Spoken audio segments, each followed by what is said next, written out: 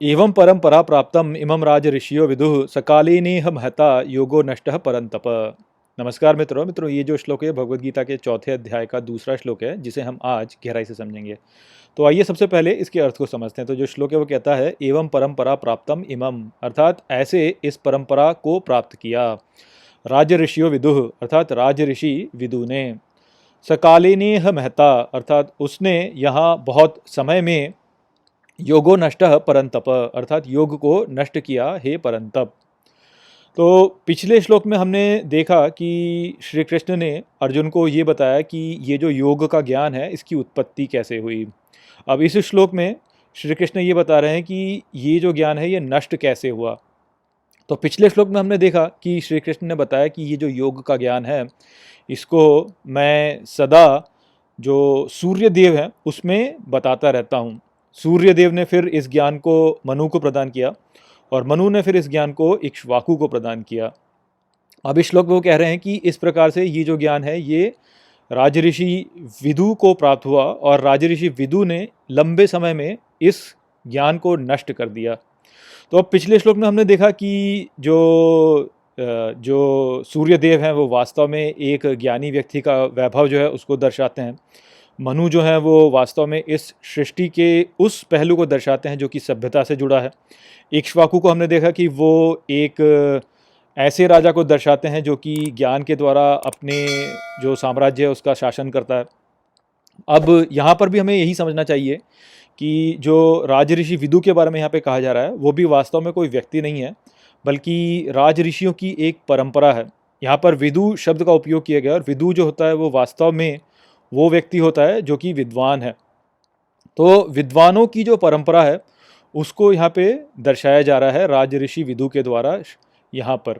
तो हमें जो समझना है यहाँ पर वो यही है कि राजऋषि विदु कोई ऐसा एक व्यक्ति नहीं है जिसने कि योग के ज्ञान को नष्ट कर दिया, बल्कि जो ये योग का ज्ञान है ये कई पीढ़ियों में जो ये राजऋषियों की परंपरा है इसमें जब हस्तांतरित किया गया एक से दूसरे को तो वो धीरे धीरे नष्ट होता चला गया। तो ये जो बात है ये बिल्कुल हमारी जो धार्मिक परंपरा है उसके ही अनुरूप है, क्योंकि जो धार्मिक परंपरा है वो समय को एक दिशा में आगे बढ़ते हुए नहीं देखती, बल्कि सभी घटनाओं को एक चक्र में आगे बढ़ते हुए देखती है।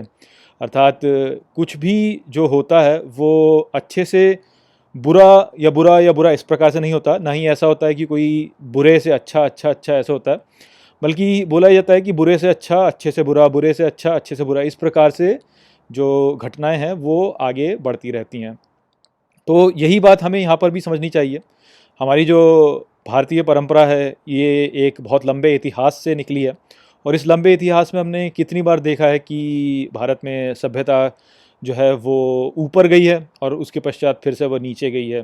हमने ये देखा है कि कितनी बार भारतीय सभ्यता में ज्ञानियों ने जो भारतीय सभ्यता है उसको ज्ञान की एक नई ऊंचाई तक पहुंचाया और फिर उसके पश्चात इन ज्ञानियों के जो वंशज थे उन्होंने भारतीय सभ्यता को पुनः अज्ञान में ढकेल दिया। तो ऐसा होता ही है क्योंकि जो ये संसार है इसमें परिवर्तन पूरे समय होता रहता है और क्योंकि इसमें पूरे समय परिवर्तन होता रहता है तो इस कारण से जो स्थितियां होती हैं वो भी परिवर्तित होती रहती हैं और ज्ञान यदि आप एक समय पे रख दें तो कुछ लंबे समय पश्चात वो ज्ञान जो होता है वो उस समय के अनुरूप नहीं रहता और इस कारण से अज्ञान बन जाता है।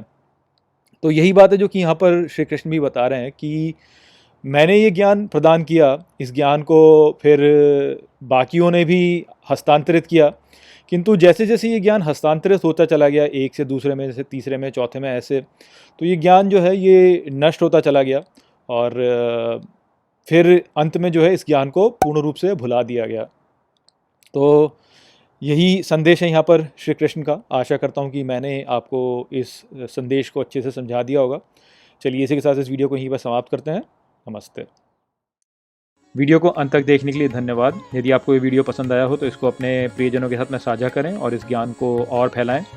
यदि आपके पास कोई भी प्रश्न है तो मुझसे इंस्टाग्राम पर जुड़िए। वहाँ पर मैं हर शनिवार रात को एक लाइव Q&A सेशन रखता हूँ और आप मुझसे वहाँ पर अपने प्रश्न पूछ सकते हैं। जय श्री कृष्ण।